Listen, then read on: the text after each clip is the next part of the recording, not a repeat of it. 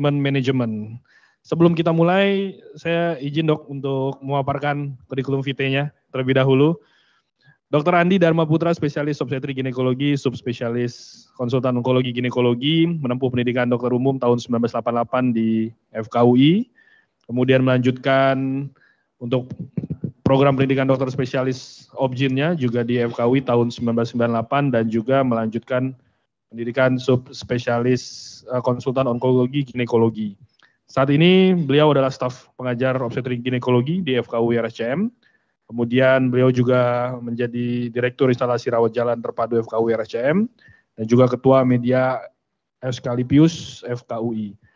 Kami persilakan kepada Dr. Andi untuk paparannya. Waktu dan tempat kami persilakan. Silakan Dok. Selamat malam. Assalamualaikum warahmatullahi wabarakatuh. Terima kasih Dok. Jadi ini mungkin rumit buat sebagian teman-teman, jadi saya harus mohon maaf ya. Kalau buat dokter Cie, saya nggak ada masalah ini.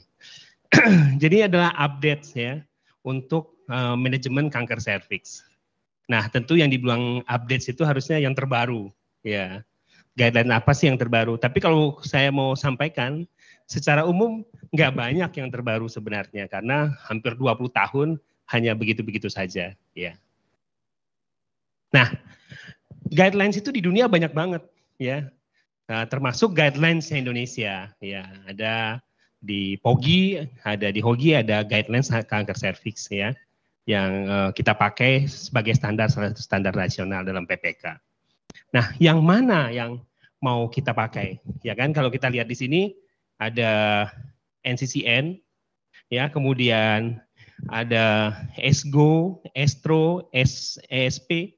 ESGO itu European Society Gynecology Oncology, ESTRO itu radiologi onkologi, dan ESP itu teman sejawat kita patologi yang punya ya, European juga.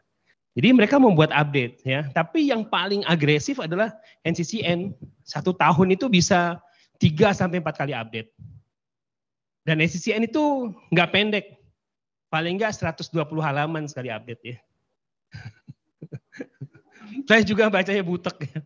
Jadi kita baca yang penting-penting aja. Tapi enaknya NCCN ya, PDF-nya itu bisa diklik koneksinya. Nanti saya kasih lihat ya. Dan ada juga ESMO. ESMO ini punya medical oncology. Kita mau pakai yang mana? Ya, kita mau pakai yang mana nih? Iya. Jadi kalau kita lihat ini slide berikutnya ya. Akhirnya orang membandingkan. Dari semua update itu, ada NCCN, ada ASCO, IOM itu Itali, Vigo, udah tahu ya, Vigo International Gynecology Oncology, Obstetri Gynecology, ini British, SIOM itu adalah Spanyol, ESMO tadi European ya, dan JSGO ya. Jadi akhirnya dibandingkan. Nah, ini contohnya ya. Jadi dibandingkan mana yang lebih baik dan mana guidelines lebih mudah ya. Dan tetapi yang tetap yang paling update itu adalah ini NCCN. Jadi NCCN itu bisa 3 kali ya, setahun dalam 2024 ini. Ini Amerika punya ya, ada ASCO, Asia ada JSGO, Australia ada RANZOC terakhir 2007 dia agak ketinggalan. Nah, di Eropa nih banyak nih, ada ESGO, ESTRO, European Society Pathology Anatomy, ESP ya. Ini ada IOM, Vigo, BGSC, ini British ya, Spanyol, dan ESMO. Nah, kalau ESMO agak sedikit lambat update ya dia untuk cervical cancer. Tapi buat kayak seperti kanker endometrium dia lebih cepat. Iya, dia 2022-an juga ada update ya. Jadi nggak semua kanker itu update. Beda sama NCCN, hampir semuanya di-update. Jadi mungkin timnya banyak banget. Dan kalau kita lihat nih, teknik diagnostik yang dipakai di berbagai macam sistem penataran kanker serviks ini kita lihat nih ya. Ada Eropa, ini ada ESGO ya, kemudian NCCN dan sebagainya. Ada yang pakai ultrasound, ada yang enggak ya. Jadi kalau ESGO tuh hanya boleh dipakai buat orang yang udah di train ya, udah pinter banget katanya. NCCN enggak. Kalau MRI, kalau di ESGO dia mandatory. Kalau di NCCN jika ada indikasi saja. Konisasi contohnya kan, ini pasti teman-teman sejawat tahu konisasi ya. Jika perlu saja, tapi Vigo always. Ya. ESMO ya boleh dikerjakan. Nah, begitu juga PET CT ya. PET CT itu cuma alternatif. Ya, umumnya PET CT tidak sebagai standar, kecuali kita ingin mencari metastasis ya. Ya, jadi PET CT juga berbagai macam kepentingannya dan dia juga tidak 100% akurat. Ya, seperti PET CT nggak bisa melakukan evaluasi kistalutein, peritoneal tuberculosis dia jadi ganas ya. Jadi ada plus minusnya selalu. Nah, pengobatannya gimana? Umumnya sih pengobatannya adalah berdasarkan stadium. Ya, ini udah the best nih ya. Berdasarkan stadium ini paling baik ya. Meskipun ada catatan. Nah, ini catatan ini yang seringkali dipakai oleh teman-teman. Pasiennya maunya begini dok. Nah ini nih, ya karena ada catatan ini nih. Jadi catatan sosialnya, pasiennya nggak mau diangkat, selalu diangkat ovariumnya. Tapi dengan catatan, pasiennya nggak mau dok, masih muda. Ya boleh, boleh. Jadi kadang-kadang guidelines ini menolong kita kalau terjadi ada kasus tuntutan medis. Jadi permintaan pasien itu diperhatikan. Sekalipun di guideline internasional ya. Nah,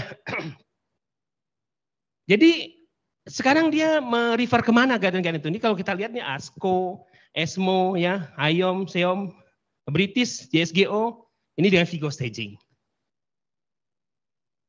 GCCS ini Amerika ya. NCCN lebih dominan ke Vigo. Dan ini contohnya ya. Saya nggak akan bahas NCCN pada malam hari ini. Jadi kalau kita lihat ini bisa kita klik. Ya kita lihat diagnosisnya misalnya ini kan stadium kanker pada stadium awal misalnya 1A. Nah kita bisa lihat nih treatmentnya di klik di sini kita akan bisa lihat untuk fertility sparingnya. Jadi dia sangat interaktif. Ya. Nah saya harap teman sejawat tuh bisa menggunakan laptopnya lebih baik ya. Jadi kita nggak mesti lihat per halaman. Contoh ya, kalau di Mac saya ya kalau misalnya kita udah klik di sini, dia tahu-tahu di halaman 50 gitu ya. Kita bisa kembali lagi ke halaman ini dengan komen tanda kurung yang bentuknya kayak bukan yang bulat, yang agak persegi. Dia kembali ke halaman sebelumnya. Ya, jadi ada guide-nya di komputernya. Jadi teman sejawat nggak mesti cerut, capek banget ya. Jadi kita lihat cuman yang kita penting aja. Bahkan menurut saya ini, kalau saya sih saya pakai aja di praktek, kan juga nggak hafal juga sebenarnya. Nah, ini juga nih ya mengenai pengobatan by stage ya. Ya. Ini dia ada rekomendasinya itu umumnya kita berbasis pada Vigo yang sudah keluar pada tahun 2018. Tapi beberapa kelucuan terjadi. Referensinya banyakkan memakai Vigo 2009 yang lama. Jadi dia tetap juga nggak konsisten. Harusnya kalau 2018 kan harusnya di atas 2009 dong referensinya yang dipakai. Jangan dia pakai yang lama-lama lagi gitu loh. Jadi dia masih mereferensi 2009 dan ke bawahnya. Nah, ini Vigo staging mungkin nggak terlalu bermanfaat buat teman sejawat ya. Tapi saya mau kasih tahu, yang stadium 1A. Stadium 1A itu klinis dia nggak kelihatan. Oh, kelihatan normal nih. Karena dia hanya bisa dilihat, di sini ada catatannya, ya only be seen with microscope. Ya, jadi kalau kita misal curiga HPV 16 positif, terus ada catatan di bawahnya dari patolog misalnya high grade seal gitu. Kita biopsi. Ternyata kita temukan kanker invasif. Nah, yang susahnya adalah kedalamannya ini. Untuk membedakan 1A1 dan 1A2. Itu susah banget ya. Tapi paling tidak kita udah tahu bahwa ini 1A. Karena 1A dan 1B1, 1B2 itu operable.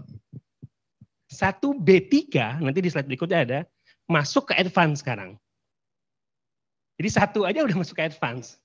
Artinya apa? Di advance modalitas utamanya adalah radiasi. Plus kemoterapi concurrent. Ya. Dan atau penambahan pembrolizumab. Ya. Ya, pembrolizumab langsung ketawa. Harganya berarti harus dimurahin. Asal teman sejawat tahu ya, 1 kali pemberian per 3 minggu 112 juta. Tapi nggak apa-apa ya, kalau banyak duit suntikin aja. Ini 1B. Kalau 1B itu secara visual kelihatan. Nah itu dibagi nanti 1B1, 1B2, maaf, 1B3. hanya berdasarkan ukuran terutamanya. 1B1 kurang dari 2, 2 sampai 4, 3 lebih dari 4. Nah, 3 ini yang maaf saya, nanti di slide berikutnya ya. Stadium 2 tentu dia kena vagina dan lebih ke kranial dari cervix ya. Nah, itu juga dibagi 2A1 dan 2A2 berdasarkan besar dalam sentimeternya. Nah, stadium 3 ini sedikit berubah. Dulu kalau kita belajar kan stadium 3A vagina, 3B parametrium atau dinding panggul ya. Nah, ciri-cirinya ada hidronefrosis. Hidronefrosis nggak selalu, tapi sekarang ada 3C1 dan 3C2 itu keterlibatan kelenjar getah bening. Nah, kelenjar getah bening bisa dilihat dengan ultrasound yang sedikit high end, yang sedikit mahal maksudnya, yang bagus lah. Ya, dan di tangan yang ahli. Karena melihat kelenjar getah bening itu susah-susah gampang. Ya. Tapi lebih gampang pada usia muda. Stadium 4 ada 4A, 4B. Nah, locally advanced itu 4 sampai stadium 4A. Maksudnya pertumbuhan tumor hanya sekitar situ aja. Begitu 4B kan ke paru-paru, ke hepar ya. Nah, jadi 1B3 dan 1 sampai 4A itu disebut locally advanced. Nah, ini kita bicara pengobatan ya. Tadi udah early stage operasi dan dia akan ditambahkan adjuvan, entah radiasi, entah kemoterapi ya. Kalau ada faktor risiko, faktor risikonya apa nih kita lihat di sini. Nih. Oh, maaf, ini belum ada. Faktor risikonya nanti di slide berikutnya. Saya mau bicara sedikit tentang fertility sparing dulu ya. Jadi pasien-pasien itu mempunyai kesempatan untuk dipertahankan rahimnya supaya dia masih tetap bisa hamil. Dulu ini ada perubahan sedikit yang saya mau tekan dulu. Dulu semua adenokarsinoma nggak ada ampun. Adenokarsinoma harus radikalistektomi. Nah, sekarang ada pengecualian nih, ya. Ada pengecualian adenokarsinoma masih mungkin dikerjakan. Dan stadium yang boleh dikerjakan itu 1A, 1A1, 1A2, 1B1, ya. Tentu sekali lagi berdasarkan harus komunikasi sama pasiennya. Karena teknik operasi pada kanker serviks ya saya nggak tahu ya. Kalau buat teman-teman yang sudah di onkologi ya mungkin buat mereka gampang ya. Tapi buat yang nggak pernah lihat atau nggak pernah ngerjain itu sangat rumit. Padahal bedanya cuma 2 cm. Saya sering ngajarin trainee, tuh lihat kan bedanya cuma 2 cm dengan simpel hysterektomi. Tapi kerjaannya bisa 2 sampai 3 kali lebih rumit. Ya. Nah, ini yang tadi saya bilang. Jadi locally advanced sekarang 1B3 sampai 4. Ya. Sampai 4A, maaf. 4B tentu menjalar ke organ lain yang jauh. Nah, ini tadi udah dijelaskan ya, bahwa kalau kita memberikan kemoterapi, itu juga bisa ada tempatnya kita memberikan obat imunoterapi. Yang dasarnya tadi sudah dijelaskan oleh Dr. Patresia ya. Ya, jadi dasarnya adalah kita memeriksa PDL1-nya, PD1 atau PDL1-nya. Dengan yang ada yang disebut CPS lebih atau sama dengan 1. Tadi sudah dijelaskan. Nah ini kita lihat satu persatu treatment by stage-nya. 1A tadi udah jelas ya, 1B sudah jelas ya. Ya, 1A2 sudah jelas, maksudnya 1A1, 1A2 sudah jelas. Jadi dia hanya microscopically kelihatan. Dan tindakannya di sini lihat ya. Dia bisa hanya hysterektomi saja ya. Ya, tanpa bilateral salping ovarectomy ya. Juga tidak dilakukan limfanektomi ya. Tapi 1A2 mulai agak sedikit drama ya, karena mungkin lymph node-nya sudah mulai terlibat dalam persentase yang kecil. Ya, tentu kalau teman sejawat jauh dari pusat rujukan, jelaskan benar ke pasiennya apa yang bisa kita kerjakan. Saya sering bilang paling enggak ya pada kanker serviks itu kan kekambuhan yang lebih seringnya di puncak vagina. Paling enggak teman sejawat bisalah mengambil sedikit vagina. Ya lebih dari 5 mm paling enggak. Paling enggak gitu loh. Ya kalau Dr. Usep udah segini ya. Soalnya dia bisa ngambil 3 cm. Bercanda. Ya pokoknya sebenarnya nggak terlalu sulit. Menurut saya nggak terlalu. Karena kunci kita mengambil vagina itu adalah menurunkan vesika urinaria dan sedikit melihat ureter. Ya. Ureter tuh akan selalu berjalan 1,5 cm di lateral dari ismus. Ismus itu tahu kan? Cervix, corpus, tengah-tengahnya itu loh. Pinggangnya itu. Nah kalau dia nggak ada apa-apa, umumnya kan kanker cervix nggak ada miom, nggak ada yang lain-lain ya, nggak ada massa retroperitoneal. Harusnya dia sesuai teori lah. Ya. Nah, jadi harusnya bisa lah kalau cuma 0,5 cm. Nah cuman perbedaannya adalah kalau teman sejawat ingin mengambil vagina, ya jangan diklaim pas di cervixnya seperti kita biasa. Ya, kita bolongin di belakang dari recto-uterinanya sehingga kita bisa lihat vaginanya itu berapa sentimeter dari fornix. Kalau biasa kita jepit gitu kan, habis itu potong, udah pasti itu mepet ya. Ya, jadi dirubah sedikit.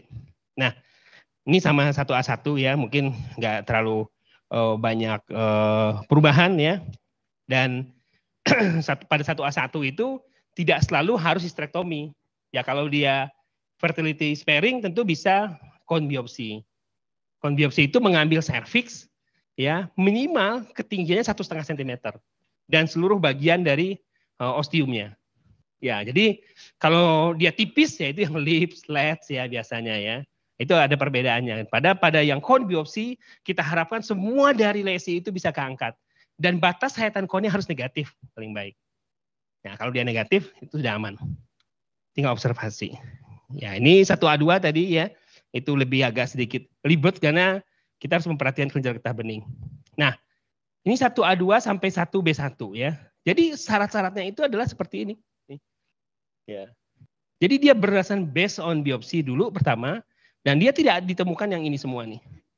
Jadi pada batas sayatan ya, tumor size-nya ya, deep of invasion-nya ya, itu biasa dari teman sejawat patologi anatomi ya. Dan tentu tidak ada metastasis ya dasarnya ya. Dan kita bisa sparing dari fertility-nya.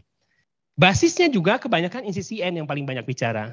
Jadi teman sejawat bisa buka ini ya stage 1A1 tapi tanpa LVCI. Kalau LVCI dia mesti dapat adjuvan. Adjuvannya bisa radiasi, bisa kemo ya. Dan kita bisa lihat tindakannya apa. Nah kalau yang non fertility ya mungkin lebih gampang ya. Ya, jadi karena ini biasanya kan udah punya anak, jadi biasanya tinggal kalau dia 1A1 ya hysterectomy. Ya.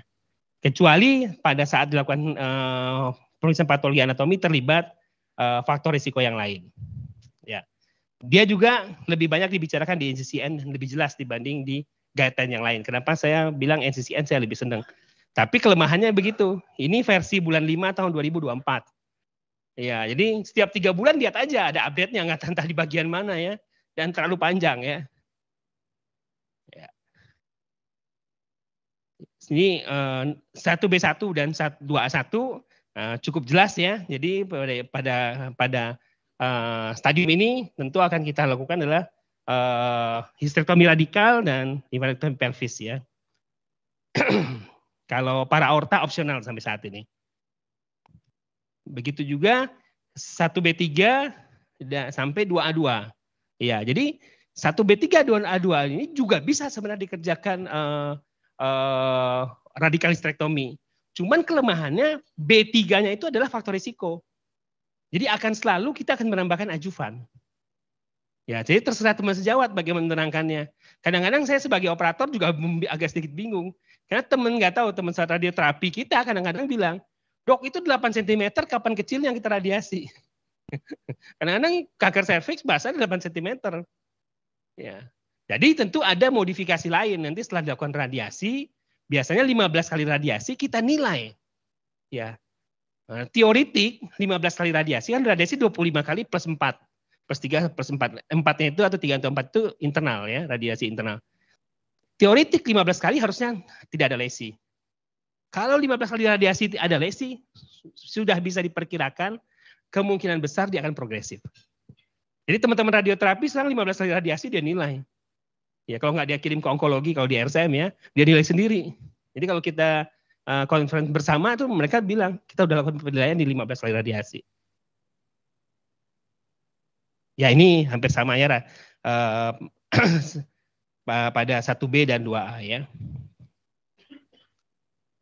Nah, pada advance ya, nah ini juga penting ya, pada advance itu umumnya adalah kita tidak mengerjakan operasi.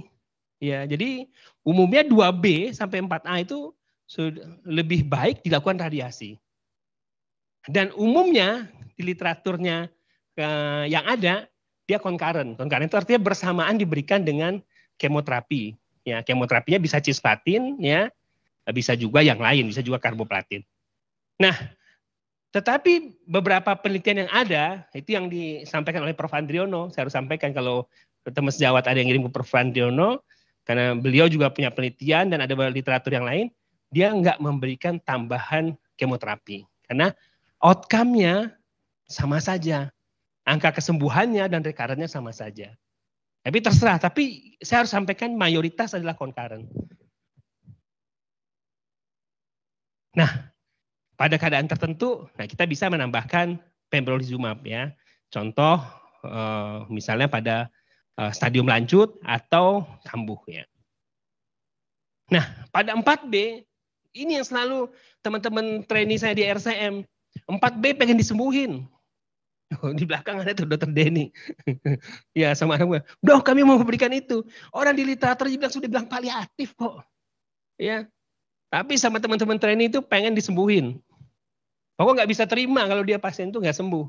Kita juga ya literatur mengatakan bahwa stadium 4B itu paliatif. Ya paliatifnya terserah mau paliatif simptomatik, ya. Tapi mereka kadang-kadang juga pinter ya, "Dok, paliatifnya paliatif kemoterapi," gitu. Jadi pengen diberikan kemoterapi full dose ya. Nah kalau kita berikan itu kita tinggal nilai literaturnya benar nggak. Jadi stadium itu adalah yang paling kuat menentukan prognosis. Ya, jadi kalau stadiumnya stadium 4B, misalnya harapan hidupnya cuma 1 tahun, itu nggak jauh-jauh lah, ya. Ya, jadi nggak jauh-jauh dari literatur ini. Apapun yang kita kerjakan gitu loh, ya angka kekambuhan, angka survival rate-nya akan sama saja, ya. Umumnya 6 bulan pada stadium 4B. Ya kita mau kasih ya boleh-boleh, tapi kadang-kadang saya izinin aja untuk dikasih biar punya pengalaman. Ya.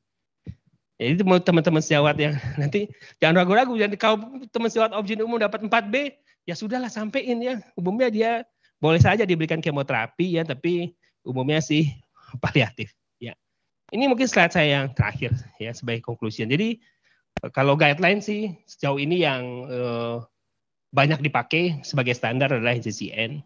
Basisnya itu Vigo 2009-2018 ya. Kemudian tentu pada beberapa keadaan kita bisa melakukan konservasi dari fertility ya. Jadi tapi terangkan benar ke pasiennya tekniknya. Nah tekniknya juga nggak mudah. Trachelectomy itu membuang sebagian vagina dan serviks sampai dengan isthmus itu nggak gampang. Ya pekerjaan nggak gampang dan kadang-kadang kita memerlukan potong beku. Potong beku itu maksudnya apakah benar di isthmus uterinya itu bebas tumor?